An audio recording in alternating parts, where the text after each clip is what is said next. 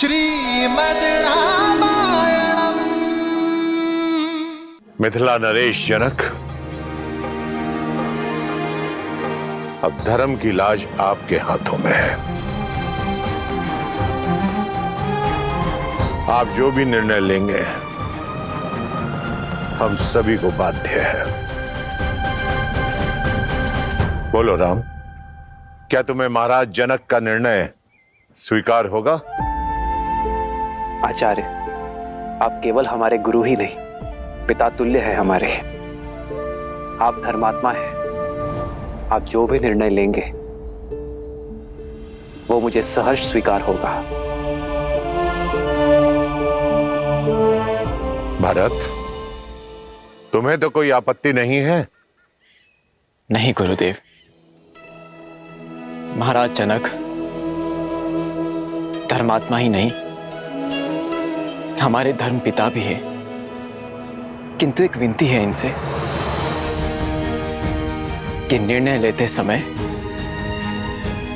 धर्म के साथ मेरे प्रेम का भी मान रखिएगा। बताइए राजा जनक, क्या निर्णय है आपका?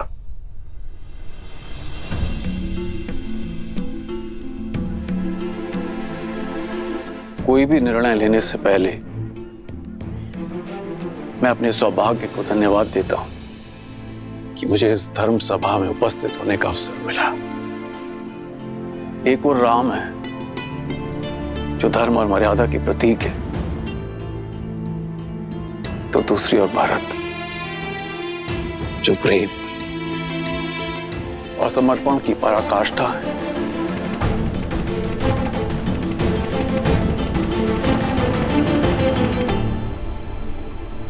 हे महादेव, ये निर्णय कठिन है।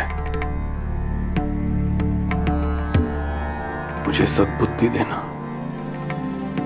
प्रेरणा देना, ताकि मैं उचित निर्णय ले सकूं। हर हर महादेव।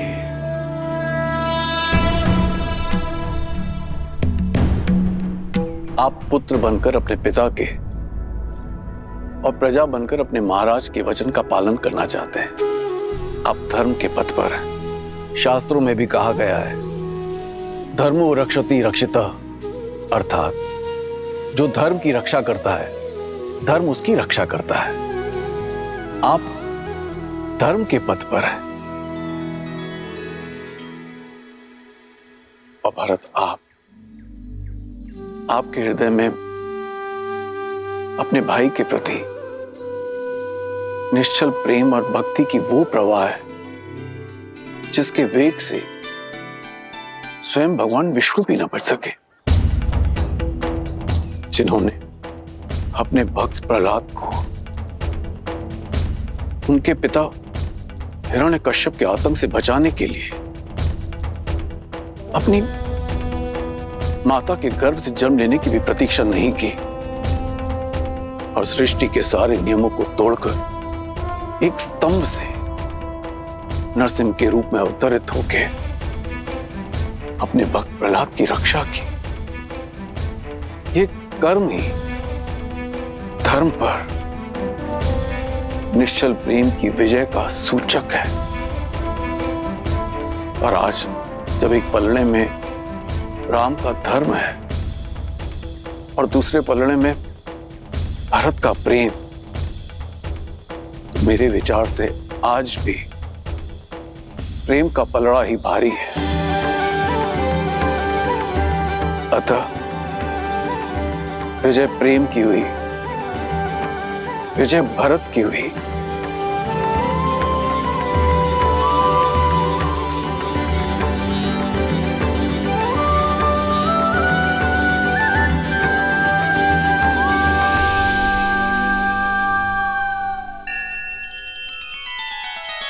श्री रामचंद्र कृपालु भजु मन हरण भव भय दारुणम्। नव कंज लोचन कंज मुख कर कंज पद कंजारुणम्। सिया राम सिया राम सिया राम सिया राम। आदर्श और मर्यादा की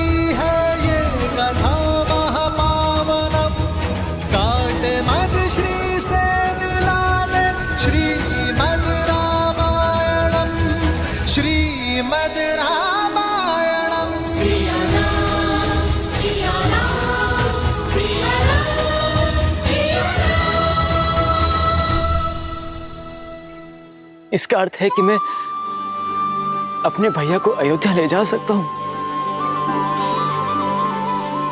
अपनी इच्छा पूर्ण कर सकता हूं। किंतु प्रेम के भी अपने कुछ नियम होते हैं कुमार। प्रेम में पहले उनके विषय में सोचा जाता है जिनसे हम प्रेम करते हैं। प्रेम में स्वार्थ नहीं, समर्पण का सहारा लिया जाता है, ना कि अपनी इच्छा पूर्ति का। इसीलिए मेरा परामर्श आपसे यह है कि आप निस्वार्थ भाव से, निश्चल प्रेम से स्वयं श्री राम से पूछें कि उनका निर्णय क्या है, उनकी प्रसन्नता किसमें है। फिर वो जो भी निर्णय लें उसे आप प्रेम पुष्प की तरह हृदय से स्वीकार करें। यही मेरा परामर्श है और यही मेरा निर्णय भी। महाराजा जनक, आपका कोटि कोटि धन्यवाद। निश्चल और निस्वार्थ के प्रेम की परिभाषा आज समझ आई मुझे, और इसके लिए भरत आपका सदैव आभारी रहेगा।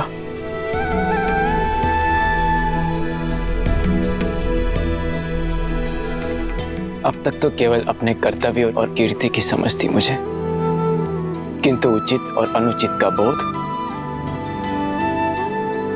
अब समझ आया। मेरे भैया ने अपने पिताश्री के वचनों का पालन करना स्वीकार किया, किंतु इन्हें मेरी भी एक इच्छा स्वीकार करनी होगी, और ये मेरा निर्णय है। या तो भैया सिंहासन स्वीकार करें या मैं मृत्यु का आलिंगन करूंगा।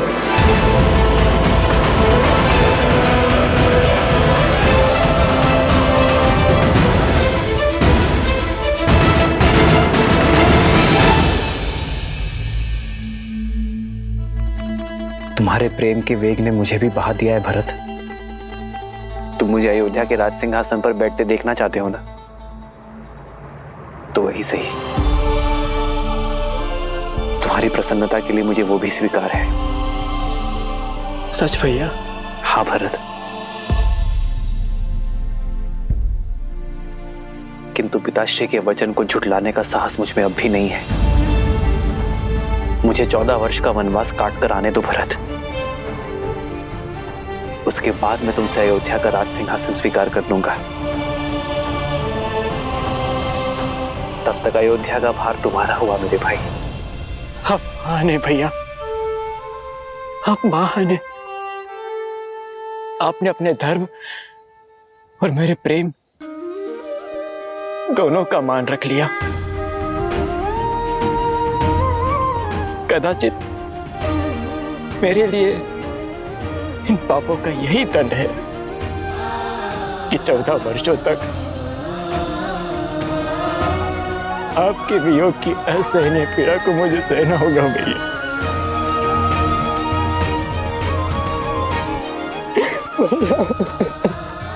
भरत,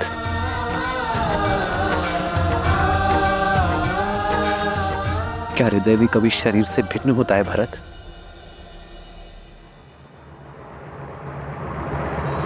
भैया, आप जो कह रहे हैं वो सब स्वीकार है मुझे, परंतु यदि मैं आपसे कुछ मांगूं तो क्या आप दोगे?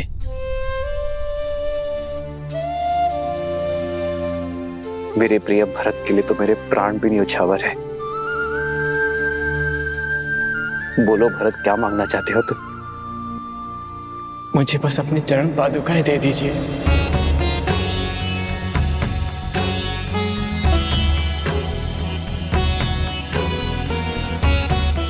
अयोध्या का राज्य भार बहुत बड़ा है भैया, और जिस सिंहासन पर मेरे भैया राम का अधिकार हो, उस सिंहासन पर बैठने का मैं दुस्साहस नहीं कर सकता। अयोध्या और अयोध्या का राज सिंहासन आपकी प्रतीक्षा करेंगे। प्रतीक्षा के इन क्षणों में आपकी चरण पादुका को राज सिंहासन पर रख अपना कर्तव्य निभाऊंगा।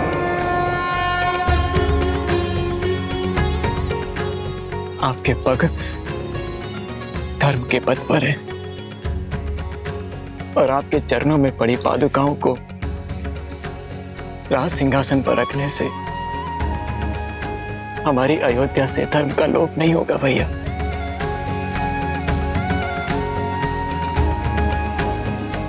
भरत, तुम्हारा ये भ्रातृ प्रेम अमर रहेगा।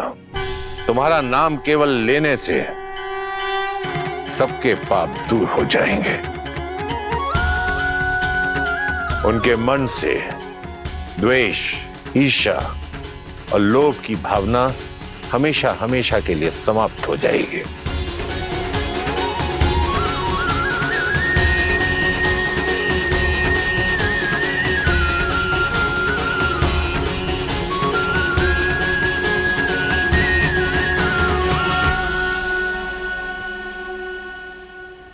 आदर्श और मर्यादा की है ये कथा महापावनम। काटे मद श्री से मिला दे श्रीमद् रामायणम, श्रीमद् रामायणम, श्रीमद् रामायणम। इन पर अपने पैर रख के इसे पवित्र कर दीजिए भैया। श्री राम, श्री राम, श्री राम, श्री राम, श्री राम, श्री राम, श्री राम।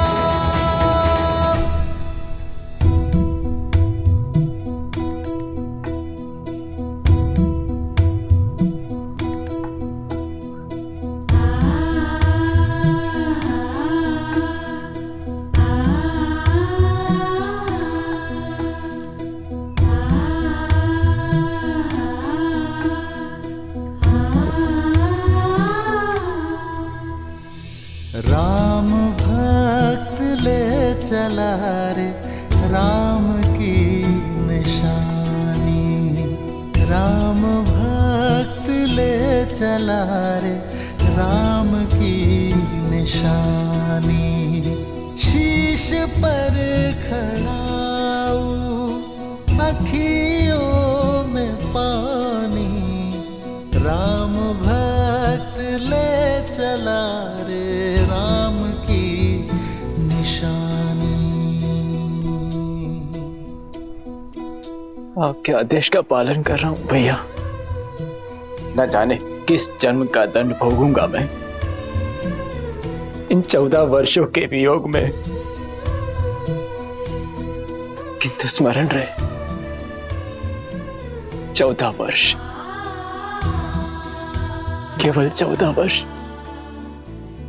यदि एक क्षण भी अयोध्या लौटने में आपने विलंब किया तो अपने प्रिय भरत के निर्जीव शरीर से भेंट करेंगे आप।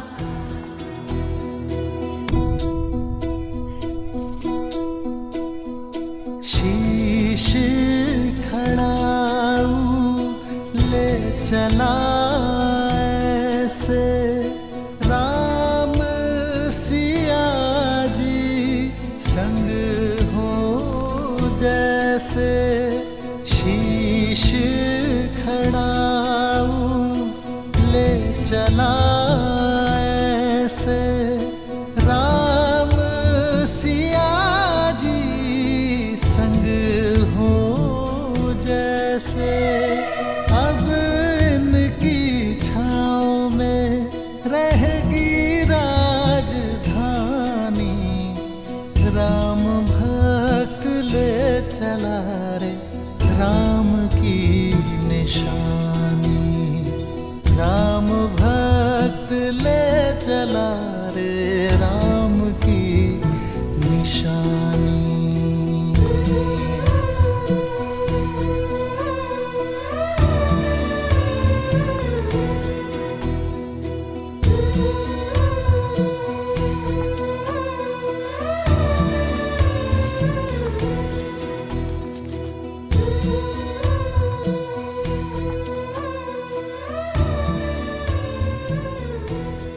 जितना पवित्र भरत का मन है उतनी ही पवित्र उसकी भ्रातृ भक्ति है। भक्ति क्या है भक्ति?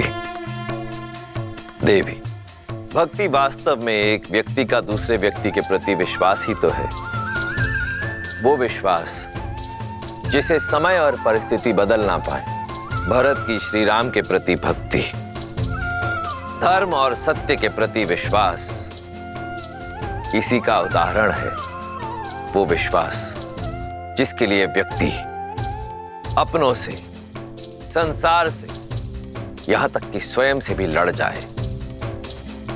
भरत की श्री राम के प्रति भक्ति, उनके प्रति विश्वास ही भरत को आदर और सम्मान की मूर्ति बना देता है। सत्य कहा आपने। ऐसे प्रेम का भला कोई शत्रु कैसे हो सकता है? भरत से बड़ा भक्त इस संसार में कोई अन्य हो ही नहीं सकता। सत्य कहा आपने देवी।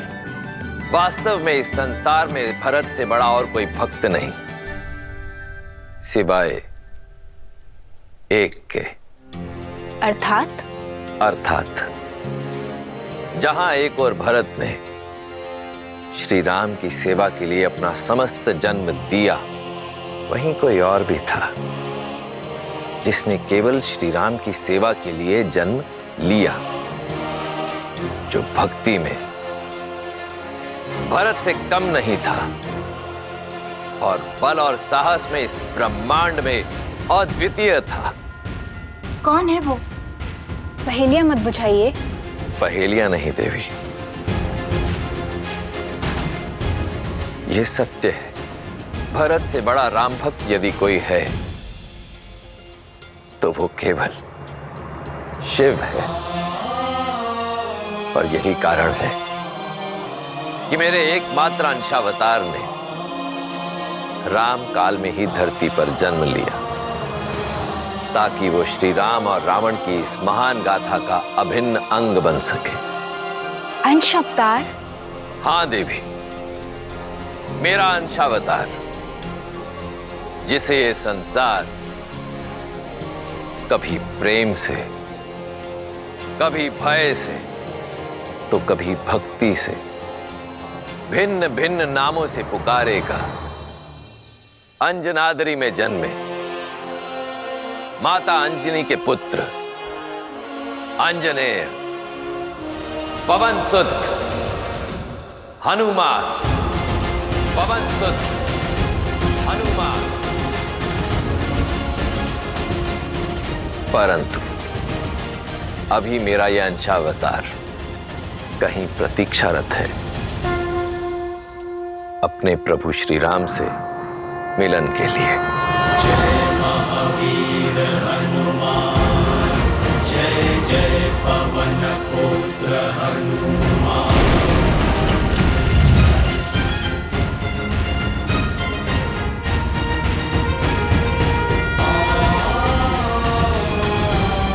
राम राम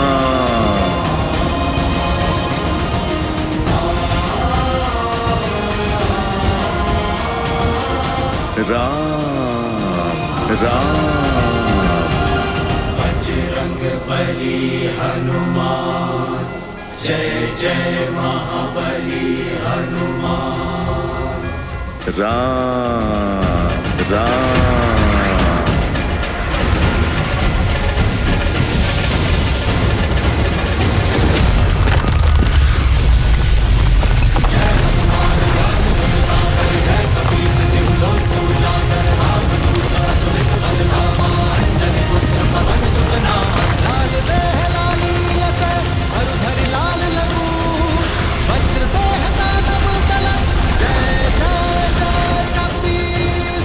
लगता है कोई भूचाल आया है।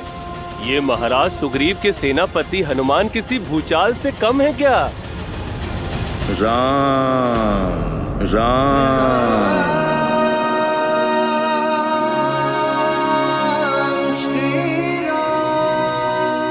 लगता है अपना सुध खो बैठे हैं हनुमान जी। राम नाम के किसी मनुष्य को अपना आराध्य मान चुके हैं। राम राम। और ये एकांत में कर क्या रहे हैं?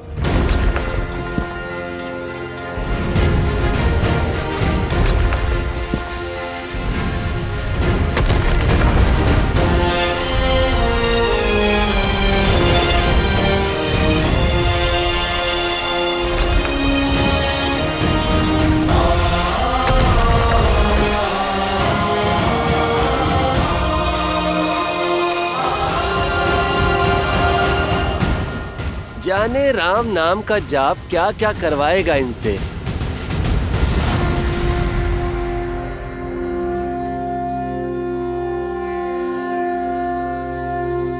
राम राम। श्री गुरु चरण सरोज रज, निज मनु मुकुरु सुधारी, बरनउँ रघुबर बिमल जसु, जो दायकु फल चारी।